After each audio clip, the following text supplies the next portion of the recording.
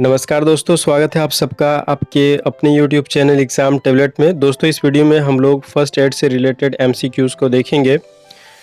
तो दोस्तों चलिए स्टार्ट करते हैं। First question, meaning of first aid मतलब फर्स्ट एड यानी जो प्राथमिक उपचार होता है उसका अर्थ क्या होता है।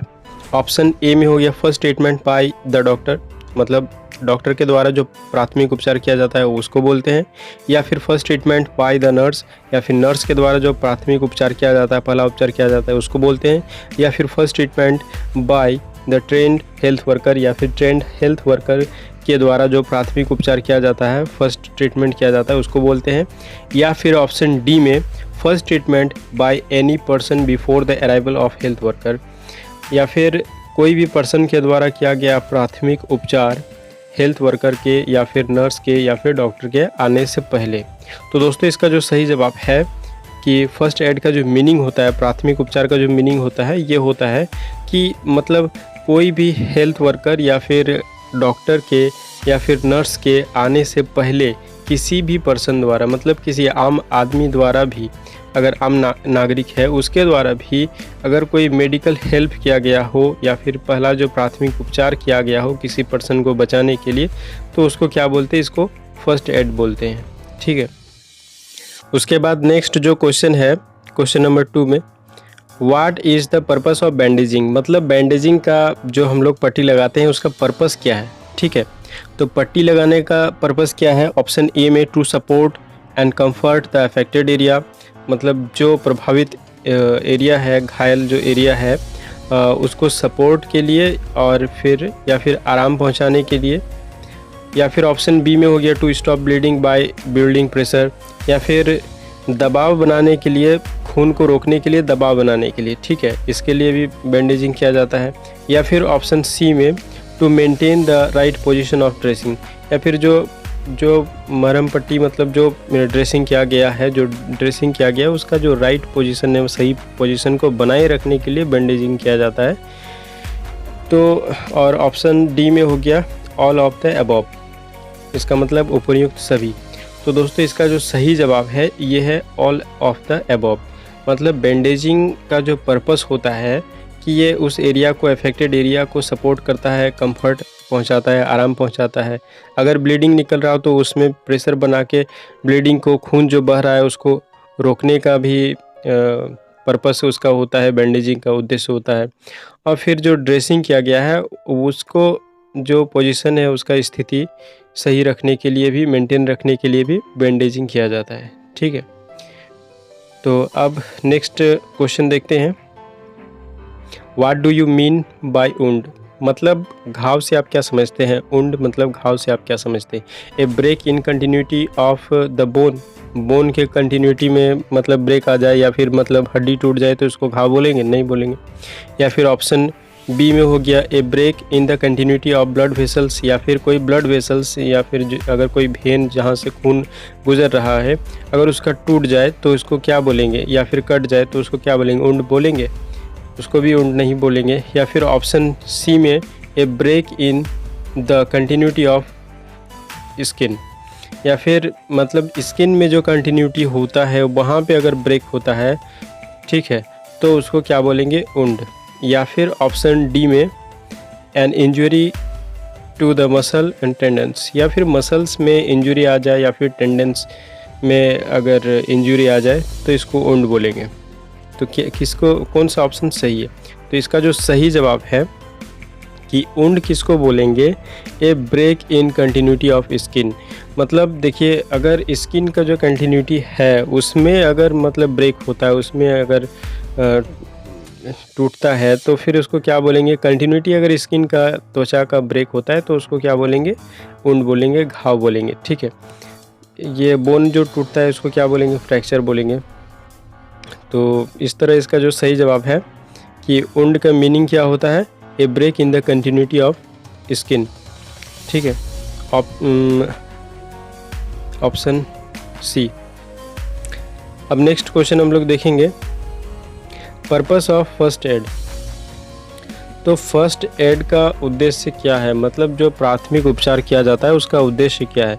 To save the life of injured person, जो घायल पर्सन है, जो घायल व्यक्ति है उसके लाइफ को बचाना, बचाने का उद्देश्य है।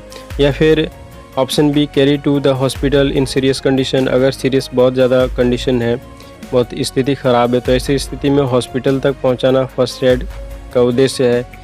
या फिर ऑप्शन सी में हो गया रिलीफ फ्रॉम पेन, मतलब अगर कुछ दर्द उर्द है तो फिर उससे रिलीफ पहुंचाना, आराम पहुंचाना। या फिर option D all of the above.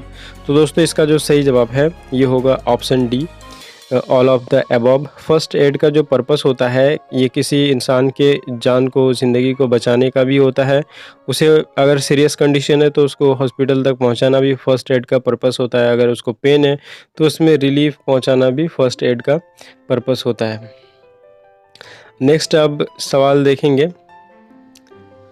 A severely injured person breathing activity has stopped and pulse rate is low, what should be the priority of the first aid care.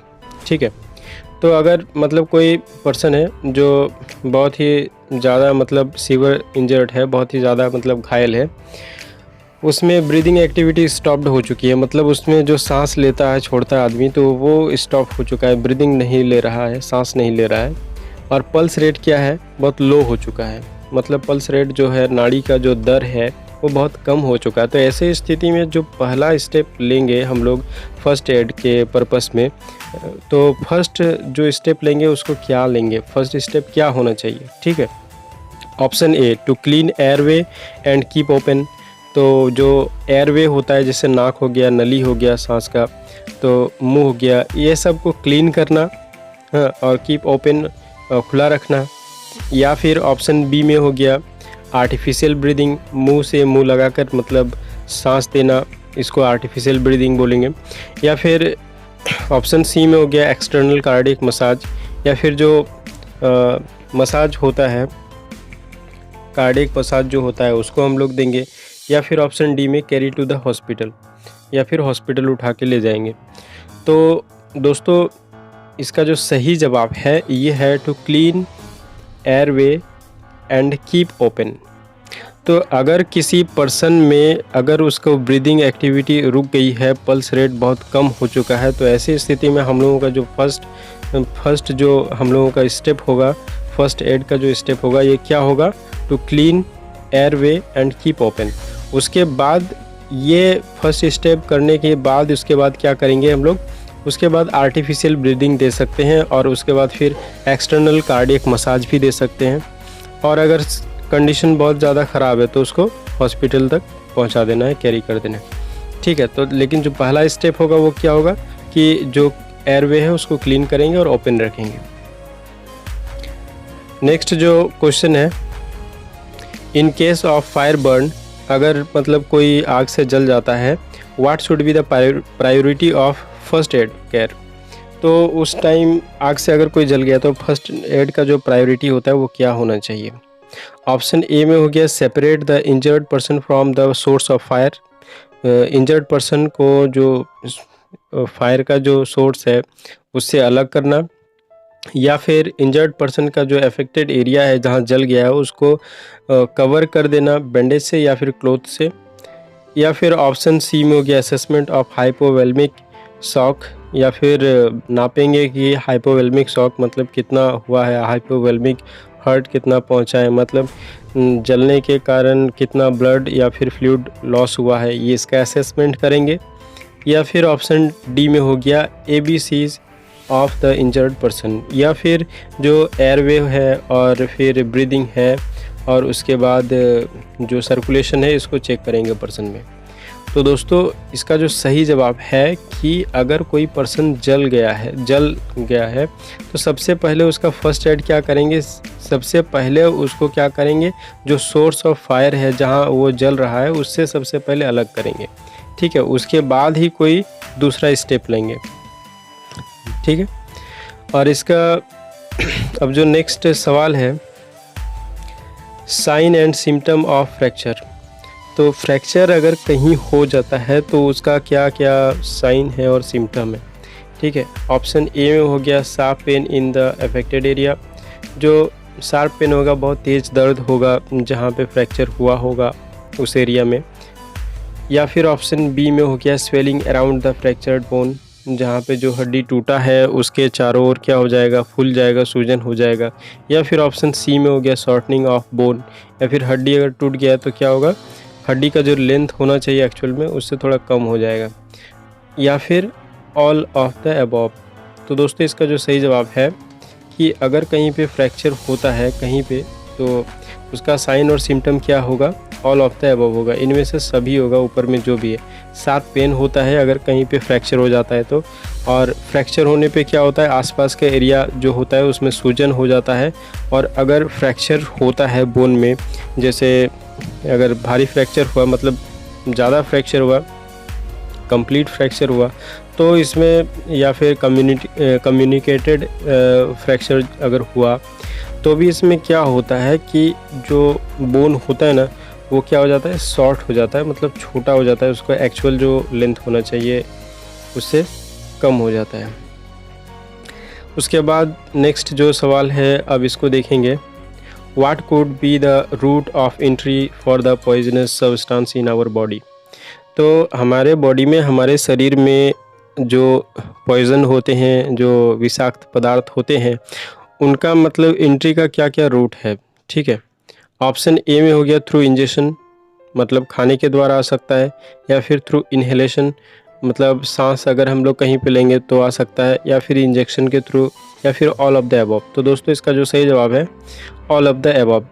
जो पॉइज़न हमारे body में कैसे आ सकता है, या तो हम लोग खाना या फिर पानी के साथ मतलब पी जाएंगे तो आ सकता है गलती से, या फिर इनहेलेशन, अगर कोई विषैला गैस है और उसको इनहेल अगर कोई करता है तो उसके थ्रू पॉइज़न आ सकता है, या फिर इंजेक्शन के थ्रू भी आ सकता है, ठीक है। तो इसका जो सही जवाब है all of the above. Poison कैसे आ सकता है हमारे बॉडी में, ये तीनों कंडीशन में हमारे बॉडी में आ सकता है, या फिर खा लेंगे या फिर पी लेंगे गलती से, या फिर इनहेलेशन मतलब सांस लेने के कारण जो विषैला गैस होता है उसमें, पॉइजनस गैस में, या फिर जो इंजेक्शन के थ्रू भी आ सकता है। नेक्स्ट जो क्वेश्चन है, fracture with multiple bone fragments. अगर किसी बोन में मल्टीपल फ्रैक्चर हो जाए या फिर मल्टीपल मतलब फ्रैगमेंट्स हो जाए तो उसको हम लोग क्या बोलेंगे। मल्टीपल फ्रैगमेंट्स हो जाए मतलब एक से दो से अधिक अगर टुकड़ा हो जाए बोन, तो उसको हम लोग किस तरीके का मतलब फ्रैक्चर बोलेंगे, ठीक है। एक हो गया कंप्लीट फ्रैक्चर, या फिर ऑप्शन बी इनकम्प्लीट फ्रैक्चर, या फिर ऑप्शन सी कम्युनिकेटेड फ्रैक्चर, या फिर option D none of the above. तो देखिए इसका जो सही जवाब है, मल्टीपल बोन जो फ्रैक्चर होता है ये होता है कम्युनिकेटेड फ्रैक्चर में, ठीक है। ऑप्शन सी में जो है कम्युनिकेटेड फ्रैक्चर ये होता है। देखिए जो कंप्लीट फ्रैक्चर होता है, कंप्लीट फ्रैक्चर में क्या होता है कि दो मान लीजिए ये बोन है, ठीक है, तो बोन जो होता है ये कम्प्लीटली सेपरेट हो जाता है, ठीक है, दो पार्ट में सेपरेट हो गया, इसको बोलेंगे कंप्लीट फ्रैक्चर। अगर इनकम्प्लीट फ्रैक्चर की बात करें तो मान लीजिए ये हड्डी है, ठीक है, ये बोन है, और इसमें अगर इनकम्प्लीट फ्रैक्चर होगा तो इसमें क्या होगा, या तो क्रैक आ जाएगा, ठीक है, या फिर क्या होगा, ये बेंट हो जाएगा, ठीक है। अगर बेंट हो गया, ठीक है, तो इसको क्या बोलेंगे हम लोग, इनकम्प्लीट फ्रैक्चर बोलेंगे। लेकिन ये जो कम्युनिकेटेड फ्रैक्चर है ना, कम्युनिकेटेड फ्रैक्चर में दो से अधिक फ्रैगमेंट्स हो जाते हैं। मान लीजिए ये बोन है, ठीक है, तो यहाँ पे एक फ्रैगमेंट हो गया, यहाँ पे एक फ्रैगमेंट हो गया, तो दो से अधिक फ्रैगमेंट हो गया, 1 2 3, ठीक है, या फिर यहाँ पे हो गया। तो दो से अगर अधिक ये हो जाए, फ्रैगमेंट्स हो जाए, तो इसको हम लोग क्या बोलेंगे, दो से अधिक पार्ट में अगर टूट गया तो क्या बोलेंगे, कम्युनिकेटेड फ्रैक्चर बोलेंगे। अब उसके बाद नेक्स्ट क्वेश्चन हम लोग देखते हैं, which of the following first aid action take first to a injured person in condition of shock. अगर किसी पर्सन को शॉक लग गया है, ठीक है, तो ऐसे स्थिति में हम लोग सबसे पहले जो एक्शन लेंगे ये क्या लेंगे, ठीक है, to maintain ABC of injured person, या फिर जो क्या बोलते हैं एयरवे या फिर ब्रीदिंग और सर्कुलेशन को हम लोग चेक करेंगे जो इंजर्ड पर्सन है, शॉक जिसको लग गया है उसका, या फिर ऑप्शन बी में हो गया to treat the reason of shock, या फिर जिस कारण से शॉक लगा है उसको ट्रीट करना, उसका उपचार करना, या फिर carry injured to the hospital, या फिर जिसको शॉक लगा है उसको उठा के हॉस्पिटल ले जाना, या फिर ट्रस्ट द इंजर्ड, या फिर जो इंजर्ड पर्सन है, मतलब शॉक जिसको लग गया, जिसको सदमा लग गया, उसको क्या करना, मतलब उसको क्या बोलेंगे, ट्रस्ट मतलब भरोसा दिलाना, ठीक है। तो उसको भरोसा दिलाना, या इस सब में से कौन सा कार्य करेंगे। तो सबसे पहले अगर किसी को देखिए शॉक लग जाता है, शॉक में जनरली होता क्या है, सडन ड्रॉप हो जाता है, जो ब्लड फ्लो जो होता है ये अचानक से ड्रॉप कर जाता है, तब आदमी को क्या होता है कि शॉक में आ जाता है।